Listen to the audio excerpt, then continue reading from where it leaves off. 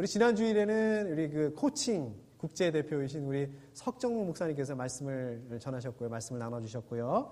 그리고 그 전주까지는 6번에 걸쳐서 하나님 안에 있는 인생이라는 그 주제를 가지고 말씀을 나눴습니다. 자, 하나님 안에 있는 인생, 한마디로 말하면 우리가 뭐라고 말씀드릴 수 있을까요? 하나님 안에 있는 인생.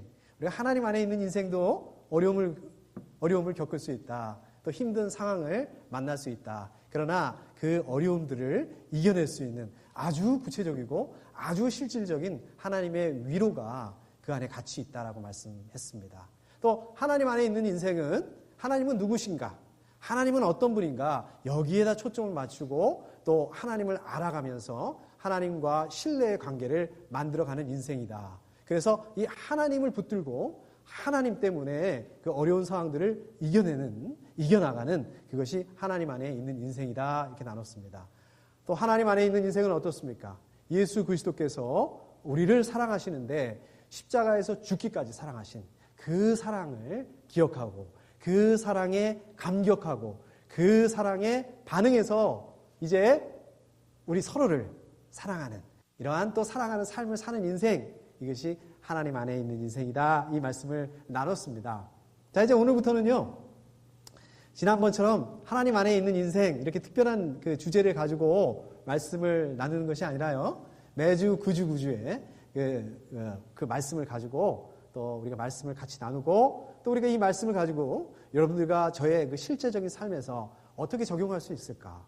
이 말씀을 어떻게 이 말씀 붙들고 어떻게 살아갈 수 있을까? 이것들을 중심으로 해서 말씀을 나눌 수 있으면 좋겠습니다. 자, 그래서 이제 오늘 말씀 이제 고린도전서 6장 말씀인데요. 사실 저희가 이렇게 같이 읽느라고 19절하고 20절만 읽었지만 이 말씀은 사실은 12절부터 시작이 됩니다. 그래서 사실은 12절부터 말씀을 좀 봐야 됩니다. 자, 근데 12절 말씀을 보면 이런 말씀이 나오죠. 모든 것이 나에게 허용되어 있습니다. 자, 이 말씀이 나옵니다. 자, 이 말씀을 보게 되면 이 말씀을 잘 보면 뭐가 붙어 있습니까? 거기에 따옴표가 붙어 있죠. 그렇죠? 이 따옴표가 붙어 있다는 게 무슨 뜻입니까? 언제 따옴표를 붙입니까? 우리가 다른 데서 가지고 왔을 때, 다른 데서 인용을 했을 때, 아이고 윤 목사님 얘기를 하는데 윤 목사님이 이렇게 얘기를 하더라고. 이럴 때 따옴표를 붙이거든요. 예? 그래서 이 부분은 어디선가 지금 가져왔다는 얘기입니다. 자, 그럼 어디서 가져왔을까요? 보통 우리 신약 성경에 보게 되면 이 구약 성경을 인용하는 경우가 많습니다. 구약 성경에서 가져와서 그 말씀을 적는 경우가 많이 있습니다. 자, 그런데 그런 경우는 어떻게 되나요? 우리가 구약 성경을 인용하고 구약 성경에서 가져올 때는 어떻게 되어 있습니까?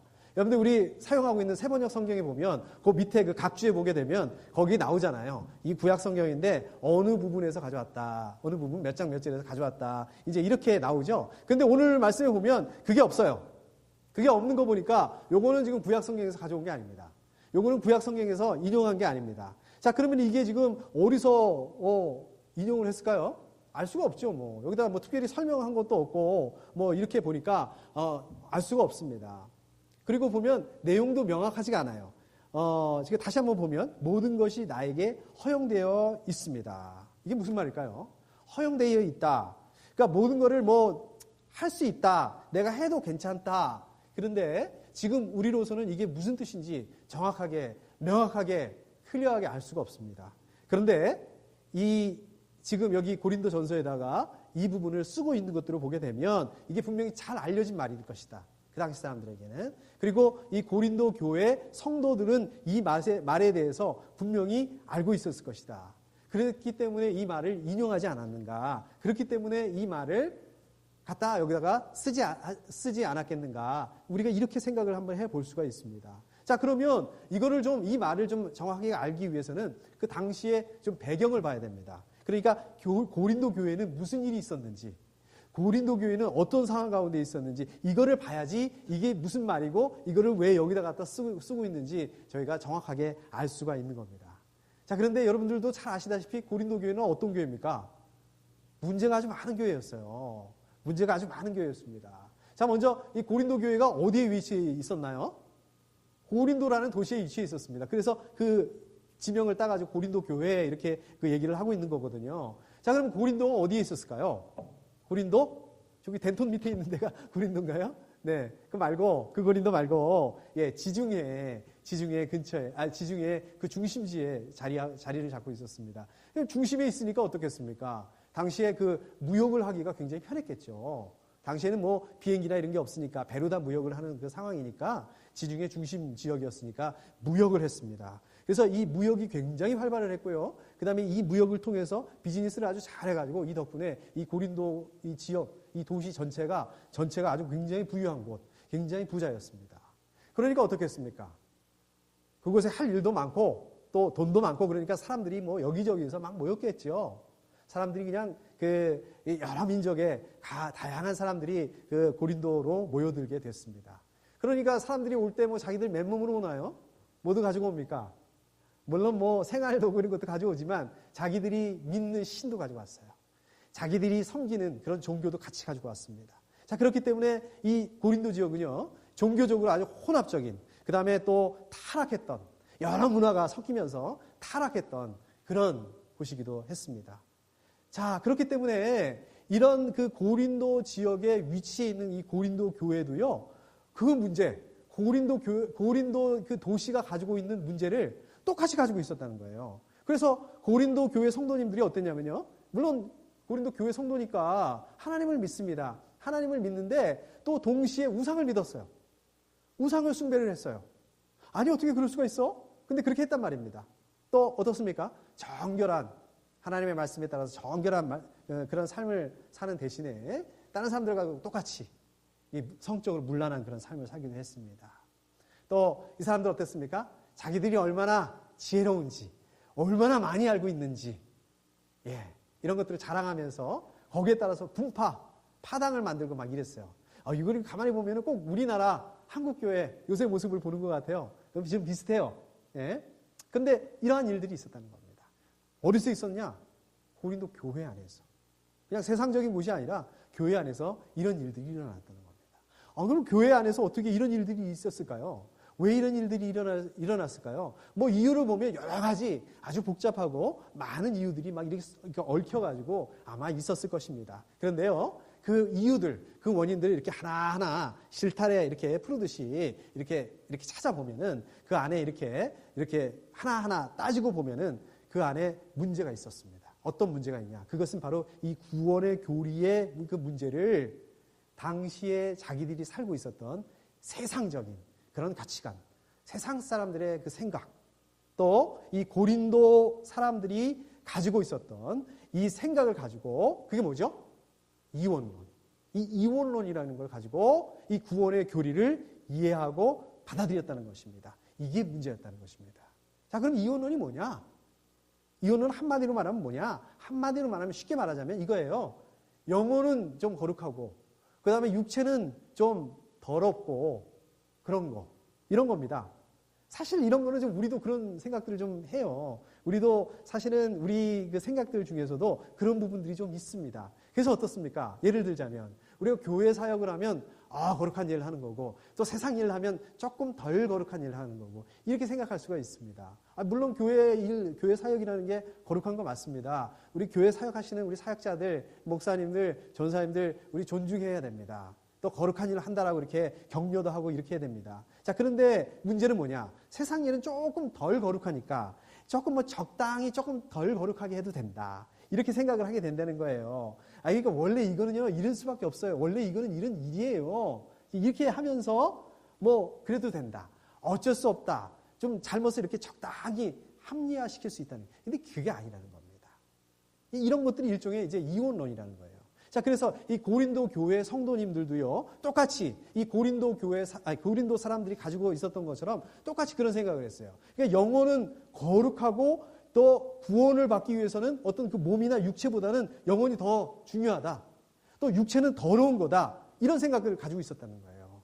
거기다가 또 어차피 이제 고린도 교회 성도니까 어차피 나는 이제 예수님으로 인해서 구원을 받았기 때문에 어차피 뭐 원래부터 육체는 거룩하지 않았던 거니까 그거 가지고 그 육체 가지고 거룩하지 않은 거 가지고 좀 더러운 거 가지고 내가 좀 더러운 일을 해도 돼. 이렇게 생각을 했다는 겁니다. 이렇게 생각을 했고 이렇게 신앙생활을 했기 때문에 한편으로는 하나님을 믿었지만 또 한편으로는 우상 숭배했다는 거예요. 또 한편으로는 육체적으로 문란한 그런 삶을 살았다는 것입니다.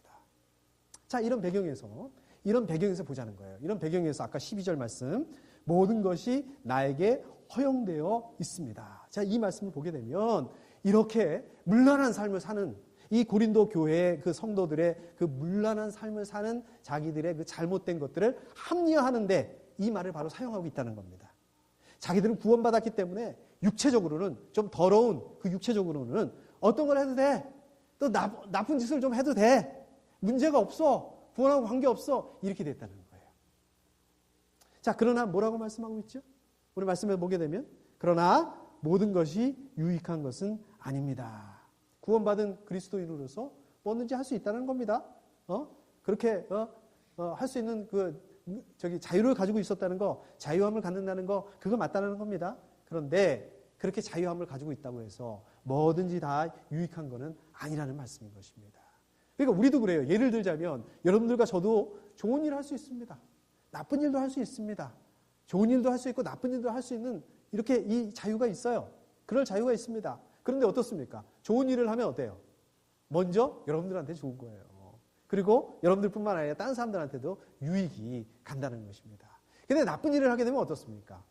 나쁜 일을 하게 되면요, 물론 다른 사람들한테 해가 가게 되지만 여러분들 자신한테도 해가 가게 됩니다. 그래서 이게 뭐 다 좋은 게 아니라는, 자유가 있다고 내가 할 수 있다고 해서 다 좋은 게 아니라는 거예요. 지금 이 말씀, 이거를 말씀하고 있는 것입니다. 자, 계속해서 보면은요, 그러나 나는 아무 것에도 제재를 받지 않겠습니다. 자, 보세요. 그러나 나는 아무 것에도 제재를 받지 않겠습니다. 이게 무슨 말일까요? 무슨 말씀일까요? 좀 알 것 같은데, 이게 대략은 좀 알 것 같은데, 이게 좀 명확하지가 않습니다. 자, 영어 성경을 보게 되면요. 그래서 영어 성경을 제가 여러 버전에 한번 봐봤거든요. 영어 성경을 보게 되면 이렇게 말하고 있습니다. 어떠한 힘도 나를 지배할 수 없다. 어떠한 권위도 나를 지배할 수 없다. 어떤 것도 나를 노예로 만들 수 없다. 무슨 말씀입니까? 한마디로 말하자면. 그러니까 나는 어떤 것이라도 얽매이지 않겠다. 지금 이런 말씀인 것입니다. 그러니까 여러분들은요, 뭡니까? 즐거움을 누릴 권리가 있어요. 돈을 벌 권리도 있습니다. 돈을 쓸 권리도 있습니다. 그러나 문제는 뭐냐면 이 즐거움의 노예가 돼서는 안 된다는 거예요. 돈의 노예가 돼서는 안 된다는 거예요. 그냥 즐거움에 빠져가지고 거기서 헤어나오지 못하고 지금 그런 지경까지 빠져서는 안 된다는 것입니다. 돈의 지배를 받아서는 안 된다는 거예요. 그러니까 돈의 지배를 받는다는 건 어떤 겁니까? 우리가 돈이 있으면 어때요? 기쁘죠? 돈이 없으면 좀 우울해져요. 돈이 그냥 그 돈 때문에 그냥 벌벌벌 떨게 되고, 돈이 있으면 뭐든지 할 수 있다고 생각하고, 또 돈이 없으면 난 아무것도 할 수 없어. 이게 돈의 노예가 된다는 것입니다. 이렇게 되면 안 된다는 거예요. 자, 13절. 13절을 보면 또 이런 말씀이 나오죠. 음식은 배를 위한 것이고 배는 음식을 위한 것입니다. 자, 여기서도 보면은요, 요 말에 따옴표가 붙어져 있어요. 그럼 이것도 지금 어디선가 인용을 하고 온 말이고, 그 다음에 고린도 교회 성도님들이 많이 쓰는 말이라는 겁니다. 자, 이게 무슨 말일까요? 모든 것은, 음식은 배를 위한 것이고 배는 음식을 위한 것이다. 우리말 그런 말 있잖아요. 먹기 위해 사는 거냐? 살기 위해 먹는 거냐? 뭐 이런 말 같기도 하고, 이런 거 비슷한 거 같기도 하고. 자, 이게 무슨 말씀이냐? 음식은 배를 위한 것이고 배는 음식을 위한 것입니다.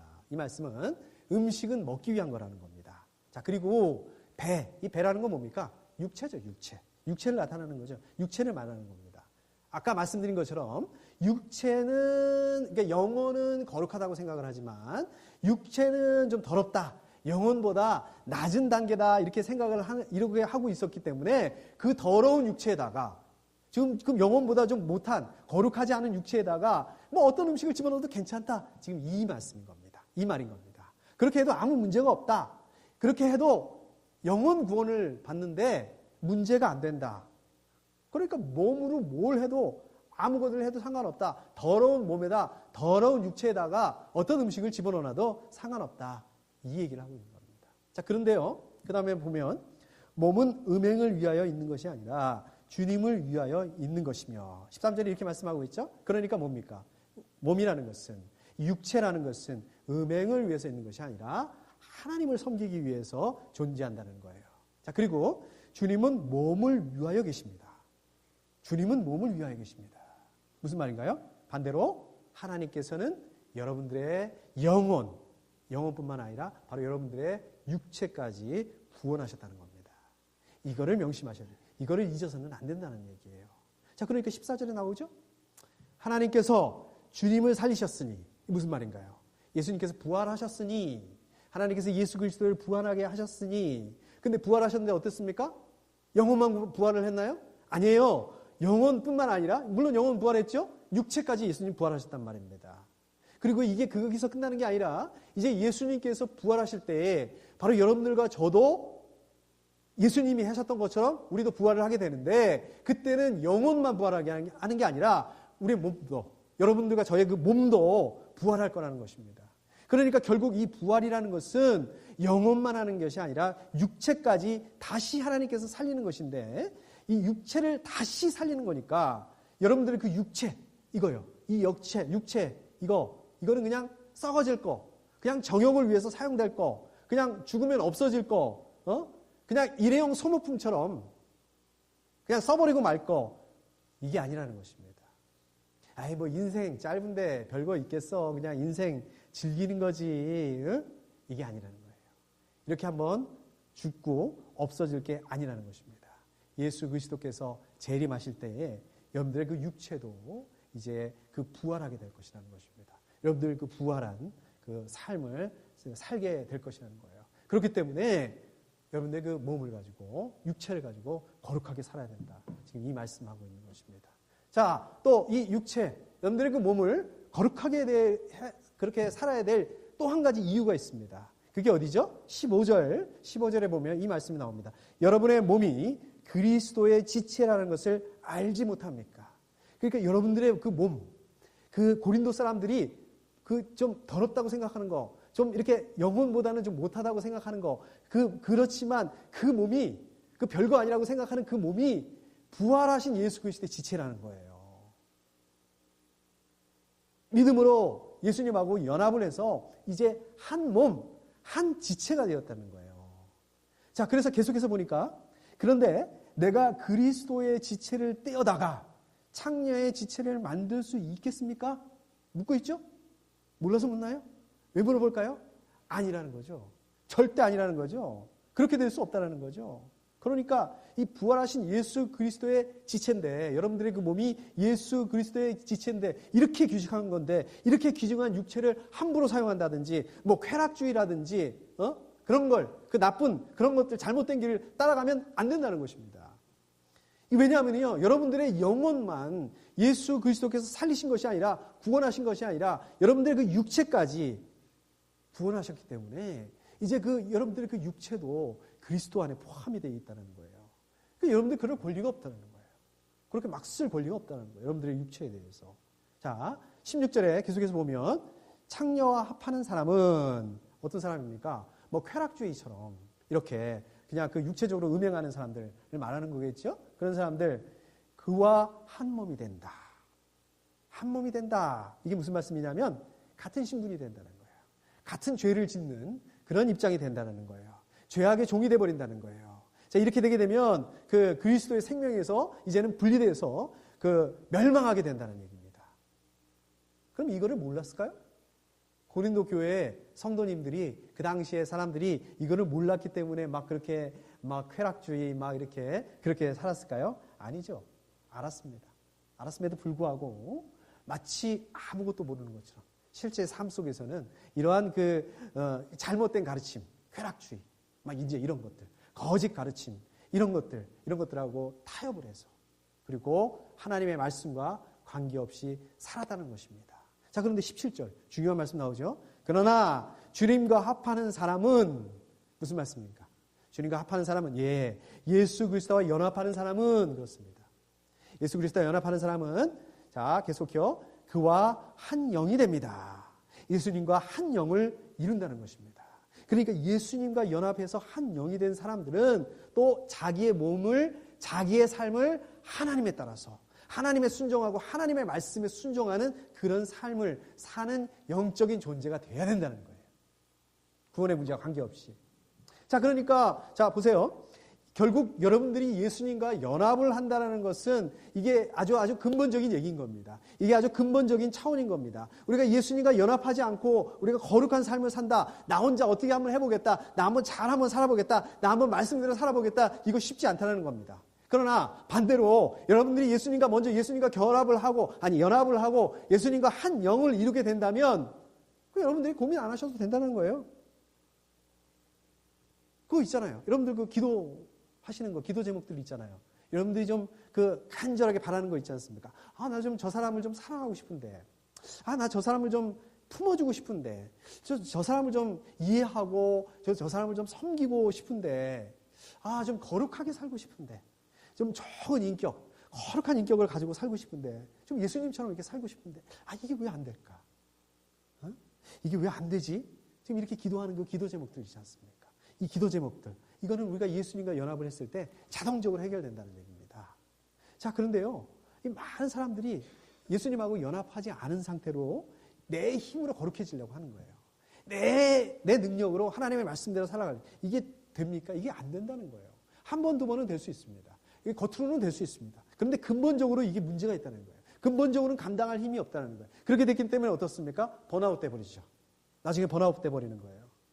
그런데 그렇게 하지 말고 반대로 우리가 예수 그리스도와 연합을 하게 된다면, 우리가 예수 그리스도 그 말씀 안에 거하게 된다면, 우리가 예수 그리스도의 그 사랑과 예수 그리스도의 그 안에 있기만 하게 된다면, 그냥 우리는 그렇게 별로 노력하지 않아도 자동적으로 예수님의 사랑을 우리가 실천할 수 있다는 것입니다. 예수님의 그 거룩함이 바로 여러분들의 그 거룩함이 될 수 있다는 것입니다. 지난번에도 나눴듯이 인공위성이 뭡니까? 그 별이 아니거든요. 빛을 발하지 않거든요. 근데도 어떻습니까? 빛나요. 밤하늘에 보면 가장 밝게 빛나는 게 거의 인공위성이에요. 말씀드린 것처럼. 인공위성 별이 아니거든요.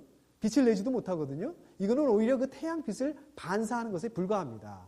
그런데 어떻습니까? 밤하늘에 보게 되면 작아요. 또 실제로 여러분들 그 인공위성 혹시 보신 적 있는지 모르겠는데, 인공위성이 굉장히 작습니다. 생각보다 작습니다. 자, 그런데 밤하늘에 보게 되면 가장 크게 보이고 가장 밝게 보이고, 왜 그럴까요? 인공위성이 가장 가깝게 있기 때문에 그렇습니다. 그냥 있는 거예요. 그냥 그러면 되는 거예요. 여러분들 그 비결이 바로 그겁니다. 그냥 예수 그리스도와 가깝게 있으면, 예수 그리스도와 연합해 있으면 되는 겁니다.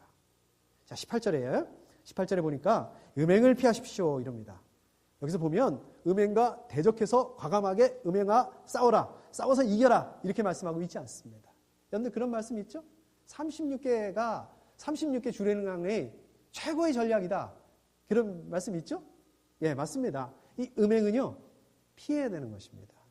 음행하고 싸워서 이기려고 해서 되는 게 아닙니다. 우리 창세기 39장에 보면 그 말씀이 나오죠? 누굽니까? 예, 요셉이 음행이라는 그 유혹을 만났을 때 어떻습니까? 예, 피해서 도망갔습니다. 싸우지 않았습니다.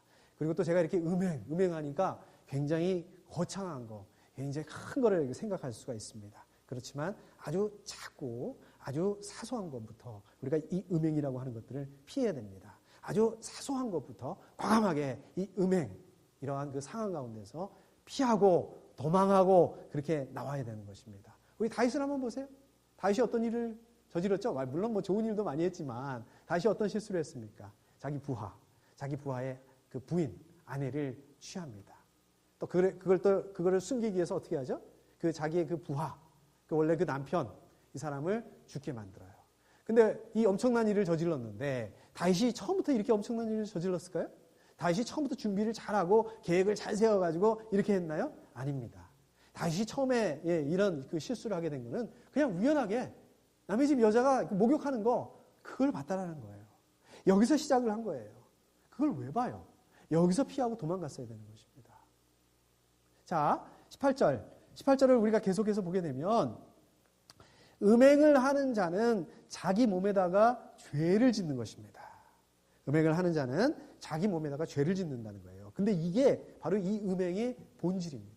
이게 바로 음행의 이게 특징입니다. 그러니까 이 음행이라는 것은 육체적으로만 자기를 더럽게 하는 게 아니라 정서적으로, 또 영적으로, 또 신앙적으로, 전인격적으로, 전체적으로 파멸을 시키는 거라는 겁니다. 치명적으로 될 수 있다는 것입니다. 근데 이게 왜 그럴까요? 왜 그렇게 될까요? 19절 말씀만 보겠습니다. 19절에 보면 이런 말씀이 나오죠. 여러분의 몸은 여러분 안에 계신 성령의 성전이라는 것을 알지 못합니까? 그러니까 고린도 교회 성도님들이 육체는 좀 더러운 거야. 이거 구원하고 아무 관계 없는 거야. 그렇게 좀 무시하고 좀 수준이 낮은 거라고 생각하면서 막 육체를 더럽혔단 말이에요. 그런데 반대로 하나님은 그 더럽고 거룩하지도 않고 영혼보다 낮은 수준이라고 생각하는 바로 그 여러분들의 그 육체에다가 그 몸에다가 거룩하신 성령께서 거하신다는 겁니다. 여러분들의 몸은 어떤 거라고요? 거룩하신 성령께서 거하시는 그런 성전이라는 것입니다. 그렇기 때문에 어떻습니까? 우리가 이 음행 때문에 성령님께서 거하는 성전이 더럽혀지게 되니까 이거는 육체만의 문제가 아니라는 거예요. 정서적으로, 영적으로, 이 신앙적으로 다 문제가 됩니다. 여기서 시작을 해서. 자, 19절 그 마지막 부분. 여러분은 여러분 자신의 것이 아닙니다. 자, 이게 무슨 말씀인가요? 응? 제 팔이 제 몸이 이게 제 게 아니라는 거예요? 왜 그러죠? 맞습니까? 여러분들의 그 몸이 여러분들의 것이 아닙니까? 그럼 누구 거예요? 맞습니다. 여러분들의 것이 아닙니다. 예수 그리스도께서 십자가에 값을 치르시고 또 사신 겁니다. 그러니까 물론 뭐 여러분들 거라고도 말씀드릴 수 있겠지만 여러분들 거지만 여러분들께 아니라는 것입니다. 소유권이 더 이상 여러분들에게 있는 게 아니라 누구한테 있습니까? 하나님에게 있는 것입니다. 하나님께 있습니다. 그렇기 때문에 여러분들 그 몸 안에, 여러분들 그 육체 안에 성령께서 거하신다는 겁니다. 그렇기 때문에 여러분들 그 성령께서 거하시는 하나님의 것이기 때문에 여러분들이 몸을 더럽히지 않고 거룩하게 해야 할 그런 의무가 있으시다는 거예요. 자, 20절 뒷부분에 보게 되면 그러므로 여러분의 몸으로 하나님을 영화롭게 하십시오. 지금 여기서 보면 여러분의 몸으로 이렇게 얘기를 하고 있죠. 근데 아까 제가 말씀드린 걸 풀어서 얘기를 하다 보면 더 이상 여러분들의 몸이 아니에요. 하나님의 거예요. 자, 그러니까 어떻게 돼요? 이제는 하나님에게 소유권이 있는 여러분들의 몸으로, 이제 소유권이 하나님에게 넘어간 여러분들의 몸으로 이렇게 되는 거예요. 그 몸으로, 여러분들의 그 몸이, 소유권이 하나님에게, 이제 여러분들에게 있는 게 하나님에게 넘어갔으니까 여러분들 마음대로 할 수가 없다는 것입니다. 이제 여러분들의 소유권이 있는 게 아니라 하나님에게 있는 거니까 여러분들의 그 몸이 예수 그리스도의 그 지체이니까 그렇기 때문에 여러분들의 몸이 여러분들만의 그 몸이 아니기 때문에 여러분들의 그 삶을 통해서 여러분들의 그 몸을 통해서 하나님의 기쁘신 뜻을 위해서 사용해야 된다는 것입니다. 하나님을 영원하게 하기 위해서 그렇게 살아야 된다고 말씀하고 있는 겁니다. 자, 여러분들과 저를 포함해서요, 우리 그리스도인들이 우리가 예수를 믿으면서 하나님을 믿으면서 중요하게 여기는 게 있습니다. 꼭 해야 되는 것들이 있습니다. 뭐가 있을까요? 자, 예를 들자면 이렇게 주일날 주일 예배를 드려야 됩니다. 우리가 하나님의 말씀을 읽어야 돼요. 하나님의 말씀을 묵상해야 됩니다. 또 우리가 기도해야 됩니다. 또 뭐도 해야 되죠? 해야 될 게 많네. 전도해야 되고요. 또 어떤 경우에 금식도 해야 됩니다. 자, 그런데 어떨까요? 자, 금식, 여러분들 그 금식 자주 하세요? 이게 굉장히 중요한 겁니다. 사실 굉장히 중요한 것들은 잘 알지만 이게 잘 안 돼요. 사실 저부터도 이게 잘 안 됩니다. 이게 힘들어요. 그런데 어떻습니까? 그렇다 하더라도 그렇게 뭐 그 부분에 대해서 뭐 크게 문제를 삼지 않아요. 저 목사는 금식도 하네. 물론 금식을 해야 되겠지만 별로 그러지 않는다는 거예요. 자, 그런데요, 반대로 또 우리가 하나님을 믿으면서 우리가 예수를 믿으면서 신앙생활을 하면서 하면은 안 되는 그런 것들이 좀 있습니다. 어떤 게 있을까요? 예를 들자면 뭐 술, 담배 이런 거가 될 수 있겠죠. 이거는 용납이 안 돼요.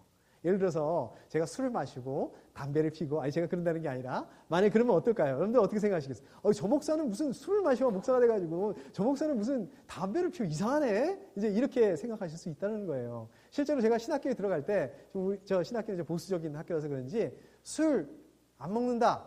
나는 술, 담배 안 핀다. 이거 사인해야 돼요. 여기다가. 네, 그랬습니다. 저도 사인을 했습니다. 그리고 또 제가 참 제일 많이 듣는 그 질문 중에 하나가 그겁니다. 이 술, 담배 얘기입니다. 성경에 술을 마시지 말라는 그 말이 없는데 왜 술을 마시면 안 되는 거냐. 성경을 보면 아예 담배 얘기는 나오지도 않는다. 근데 왜 담배를 피우면 안 되는 거냐? 나는 바로 그것 때문에 신앙생활을 못하겠다. 그것만 아니면 신앙생활을 잘 할 수 있는데 이렇게 얘기를 하는 경우를 많이 듣습니다. 문제 제기를 하는 경우를 많이 듣습니다. 제가 가만히 생각을 한번 해봐요. 왜 그럴까? 자, 그러면 이거는 어떨까? 마약은 어떨까? 또 도박을 하는 거는 어떨까? 이거 성경에 안 나왔는데요. 어차피 뭐 구원의 문제하고 관계없는 건데요. 어떻습니까, 여러분?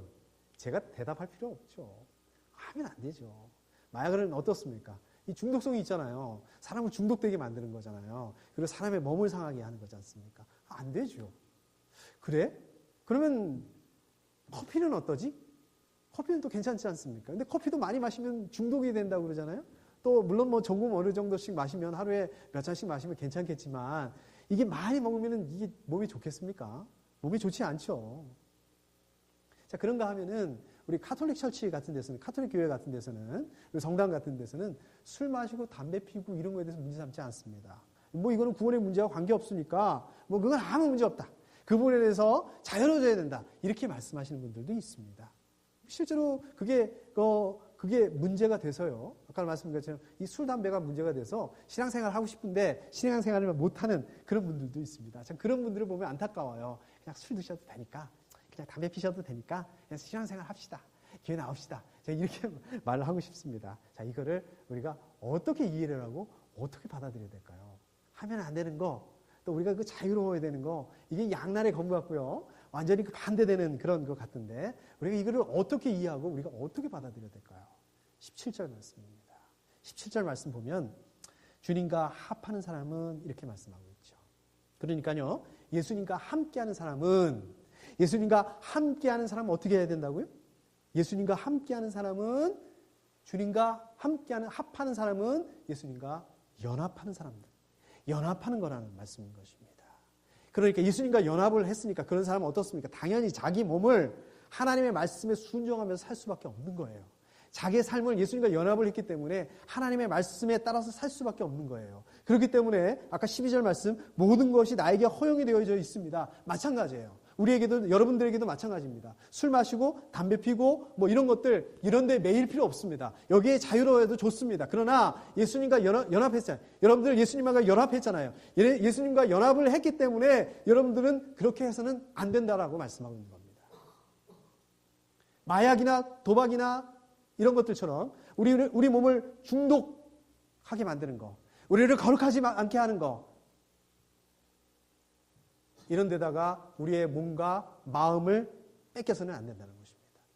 우리의 삶을, 우리의 몸을, 우리의 삶을 불결하게 만드는 거, 거룩하지 않게 만드는 거, 이런 데 우리의 마음을 뺏겨서도 안 된다는 것입니다. 여러분들 인터넷은 어떠세요? 여러분들 그 스마트폰은 어떠세요? 이런 데다 우리의 마음을 뺏겨서도 안 된다는 것입니다. 오히려 여러분들의 몸을요, 소중히 보물 다루듯이 돌보아야 된다는 것입니다. 여러분들의 그 몸은 성령께서 거하시는 성령의 전이라고 말씀하고 있습니다. 요즘 보면은 건강을 위해서 또 다이어트를 위해서 이렇게 규칙적으로 운동하시는 분들이 많이 있습니다. 저도 좀 운동을 해야 되는데 좀 이렇게 생각을 늘 하고 있는데 뭐 이것저것 그냥 핑계가 많습니다. 이것저것 바쁘다는 그런 핑계로 그냥 제가 할 수 있는 거는 그냥 숨쉬기 운동 이거밖에 잘 못하는 것 같아요. 근데 여러분들 어떻습니까? 운동하셔야 됩니다. 그냥 걷는 것도 좋고요. 또 이렇게 뛰는 것도 좋고요. 또 뭐 상황이 된다면, 여유가 된다면 에어로빅이나 아니면 골프나 이런 것도 너무 좋습니다. 그냥 여러분들의 그 상황에 맞춰서 무리하지 않고 또 이렇게 규칙적으로 할 수 있는 것들, 쉽게 할 수 있는 것들, 이런 것들을 할 수 있으면 좋겠습니다. 왜요? 건강을 위해서, 다이어트를 위해서. 자, 그런데요. 이래야 되는 이유가 또 하나 있습니다. 우리가 왜 이렇게 몸을 관리를 해야 되는 거냐 하면 이것들이 그 여러분들만을 위해서 하는 것이 아니라 여러분들의 몸이 이제는 하나님의 것이니까 하나님께서 이제 그 몸을 값주고 사신 것이니까 소유권이 하나님에게 있는 거니까 하나님을 위해서 그렇게 하셔야 된다는 것입니다. 여러분들의 몸이라고 해서 이거 내 몸인데 내 마음대로 안 된다는 거예요.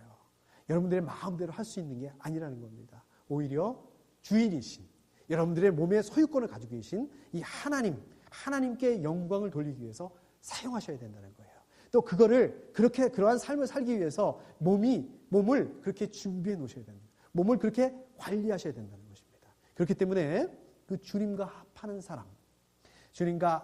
사람은요, 주님, 그 주인이신, 우리 몸의 주인이신 하나님께 영광을 돌리기 위해서 몸을 사용해야 된다는 것입니다. 이 몸과 육체를 통해서 하나님을 영화롭게 오늘 말씀같이 한다는 것입니다. 자, 그럼 여러분들은 어떻게 하실 겁니까? 여러분들은 어떻게 하나님을 영화롭게 하실 거죠? 어떻게 하면 하나님을 영화롭게 하실 수가 있습니까? 어떻게 하실 거예요? 그렇습니다. 여러분들 하나님을 찬양하셔야 돼요. 하나님을 예배하셔야 됩니다. 그리고 또 어떻게 하셔야 됩니까? 여러분들의 그 삶을 통해서 하나님께 감사하고 영광을 돌릴 수 있어야 됩니다. 여러분의 삶을 통해서 하나님을 예배할 수 있어야 됩니다. 여러분들 그런 삶을 감당할 수 있어야 됩니다. 여러분들은 하나님의 말씀에, 하나님의 뜻에 따라서 의롭고 또 진실된 그런 삶을 또한 감당할 수가 있어야 되는 것입니다. 여러분들이 이런 삶을 살 때에 하나님을 영화롭게 할 수 있는 것입니다. 하나님을 영광되게, 하나님의 이름을 높일 수 있는, 하나님을 예배하는 그런 삶을 살 수 있는 것입니다. 바로 그것을 통해서 여러분들이 이 세상을 이길 수 있는 것입니다. 그게 바로 하나님을 믿는다는 여러분들의 그 믿음의 열매인 것입니다. 이 믿음을 가지고 이번 한 주간도 승리하실 수 있기를 소원합니다. 이번 한 주간도 이 믿음의 발을 내디딜 수 있기를 축복합니다. 우리 함께 기도하겠습니다.